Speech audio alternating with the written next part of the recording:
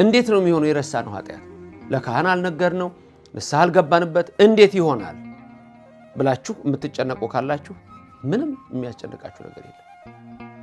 ምንም። አንደኛ ኃጢአት የሚሰራው በሶስት ወገን ነው። አንድ በሐልዮ በሐሳብ፣ ሁለት በነቢብ በመናገር፣ ሶስት በገቢር በመስራት በመፈጸም ነው በተግባር። የሐልዮ ሐሳብ ስንቱን ነው የምታውቁት? ታውቁታላችሁ? በየሰከንዱ ስንት ኃጢአት ነው የምናስበው?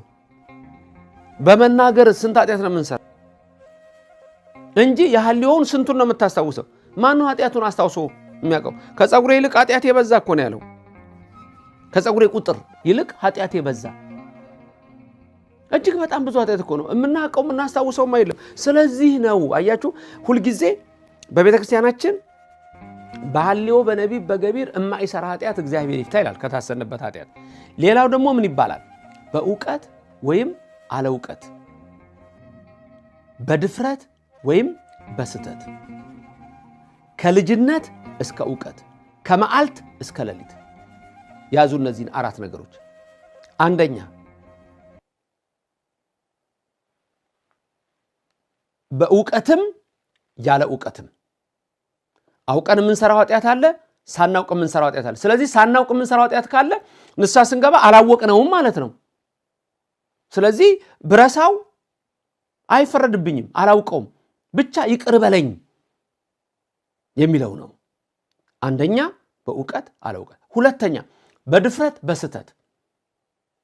ሁለተኛ የሚሰራው ደግሞ በድፍረት ምንድነው ይሄ ብሎ በድፍረት በድፍረት የሚሰራ ኃጢአት አለ፣ በስተት ደግሞ አለ ይቅር በለኝ ስተቴ የምንለው። እነዚህ ደግሞ ኃጢአቶች ሶስተኛ ከልጅነት እስከ እውቀት ነው። ከሕፃንነት ጀምሬ እስከ ሽምግልና እስካለሁበት እድሜ ድረስ የሰራሁት ኃጢአት ማለት ነው። ይሄን ሁሉ ዘርዝረህ ታውቃለህ? ታውቂያለሽ? አራተኛ ከመዓልት እስከ ሌሊት፣ ከጠዋት ጀምሮ እንደገና ምሽቱን እስከሚነጋ ድረስ በስንት ወገን? በሶስት። አንድ በሐሳብ፣ ሁለት በመናገር፣ ሶስት በገቢር፣ በሐልዮ በነቢብ በገቢር የሰራሁትን ኃጢአት ይቅር በለኝ ነው የሚባለው። ስለዚህ የረሳችሁት ኃጢአት ካለ ይቅር በለኝ ካላችሁ ብቻ በቂ ነው። ንስሐ ከገባችሁ በቂ ነው። ቸር አምላክ፣ ይቅር ባይ አምላክ፣ ሩህሩህ አምላክ አላችሁ።